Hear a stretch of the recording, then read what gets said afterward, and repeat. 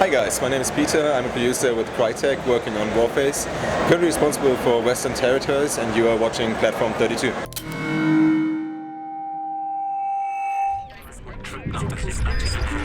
Our world is at war. People often ask me what my favourite game was at this year's Eurogamer Expo, and while I find it hard to answer as I've seen a lot of the games on show already at Gamescom and E3, there were a load of games I'd not really heard of before and really enjoyed. One of these games was Warface, developed by Crytek, the guys behind Crysis, which is their take on the ever-growing free-to-play genre. Sceptical about the F2P model and semi-bored of futuristic shooters, I began the game with a rather jaded outlook, but was soon blown away by how bloody playable the game was, how freaking beautiful it looked, and how smooth it ran. So I combat rolled my way over to the interview booths to grab a chat with Peter from Crytek, and I asked him exactly WTF Warface was. If there was like one tagline for Warface, how you could sum it up, it would be Crytek quality for free and Crytek quality for everyone. So the idea is that you actually remove all potential barriers to the game and make it as accessible as possible on every level. So on the hardware level, we worked really hard to actually optimize the game and lower the minimal requirements. Like we as Crytek previously have been known for the whole can it run Crysis thing, but now with Crysis 2 and now even further with Warface, we heavily optimized the engine, so the minimal target requirements are really low. It's like 8600 on graphics card and 1 GB of RAM on the RAM side. And then it scales up to all the CryEngine glory, so to say. And then on the distribution side, same thing again, remove every barrier to drive as large a community as possible. So the idea is you don't have to go to a retail store anymore, it's going to be PC only and digital download. And since it's for free, there's also no risk attached to this. So basically, get in the game, try it, hopefully you're going to like it and hopefully you're going to stay with us. And if you're already investing time into it, then at some point, since if you like the game, you're probably going to invest money into it at some point. And then, which is probably the most important thing, there's the game itself, like the design side, where we have 5-player co-op and 8 vs 8 competitive. 5-player co-op mode, as well as the usual multiplayer versus mode, is a unique setup compared to most of the other free-to-play FPS games available. Can you explain how all this works? The entry point to the game is the 5-player co-op thing.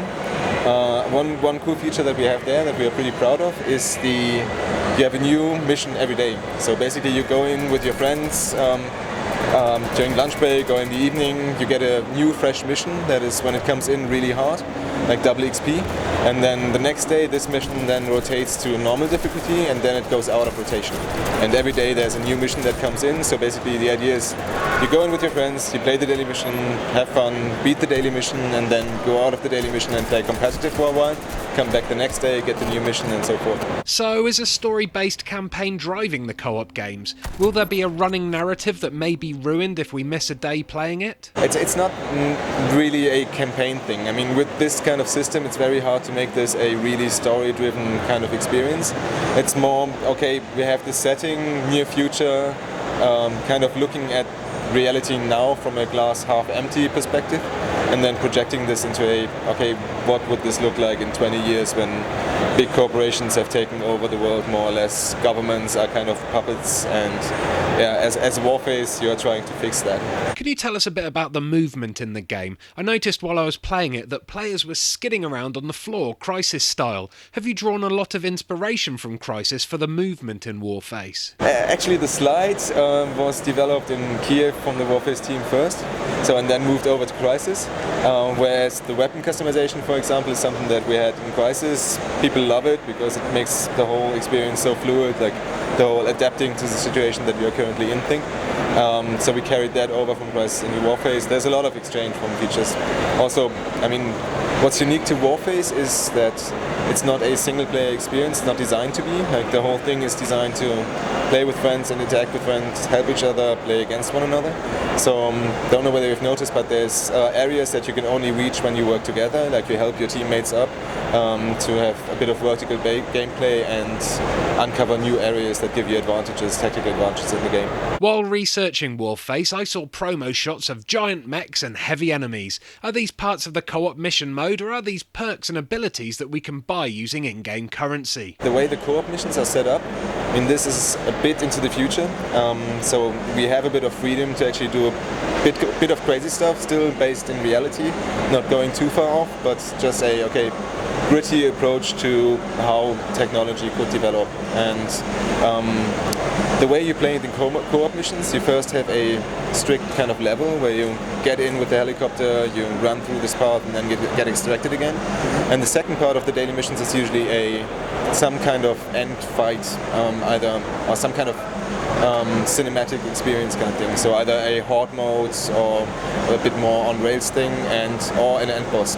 So the mech that you saw on the promo shots, that was one of the end bosses in the junctions.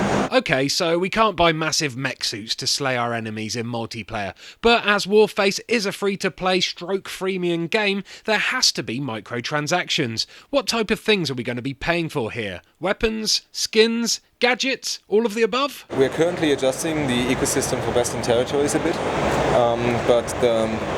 so it's not final what I'm talking about now, but the idea that we have at the moment is that every item is going to be available with soft currency, like money that you earn in the game by playing the game, and hard currency, which is real money. So you can either, like every weapon, every item that is in there, you can buy either with in-game money or real money. And then there's going to be additional microtransaction-based real money items like convenience features. So the idea being, okay, you get XP boosters to get faster progression. You have resurrection coins, which is an arcade coin-up mechanic kind of. So in the co-op mode, if you die, you either get revived in the next checkpoint, or if you have a medic in the team, you get revived by your teammate, or you can use a coin to actually instantly revive, which so far people react very positively to because it's purely skill-based and they know the mechanic and they can avoid it. And then there's like weapon bundles and like random items that you can buy with money as well. With so many Western free-to-play games coming out at the moment, and with most big companies jumping on the bandwagon, do you think the industry is in danger of drowning itself in free-to-plays too early, or do you think this might be the way that all future games are developed? I would think that different models are always going to coexist. We at Crytek still believe that really this is a very fair thing for gamers and developers alike. So the idea being that as a developer you have kind of a longer period of time where you can develop the game, you get more players into the game that actually enjoy the game, and in the end you can actually be more successful with it because you're not targeting only this small segment of people that are willing to pay $60 up front without really knowing anything about the game.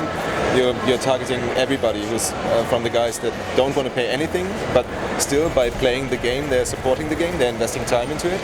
So to people who pay a very limited amount of money to people who pay more than $60. So it can actually be more successful for developers than traditional retail model, and also get out there to more people to play the game and keep iterating on it. And for gamers, yeah, they don't have any risk because they test the game.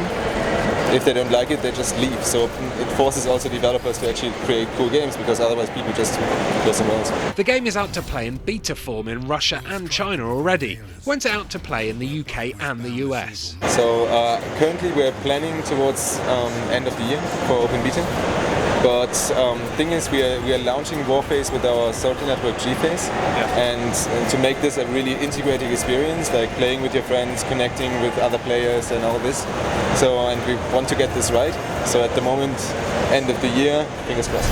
Whatever we must sacrifice, we will fight as though death has darkened our very own doorstep. For tomorrow, it could. So finally, Peter, I've been practicing my Warface to get in with the game. So I was hoping you could judge my Warface if possible. All right. Okay. Give me your best Warface. I'm going to give you a couple and see if you can tell me which one my best one is. Okay. Louder! You don't scare me. Work on it. Is that okay? The last one was good, actually. Cool. Can you do one quick so I can learn from it? Oh damn it! I didn't bring my Warface. Okay.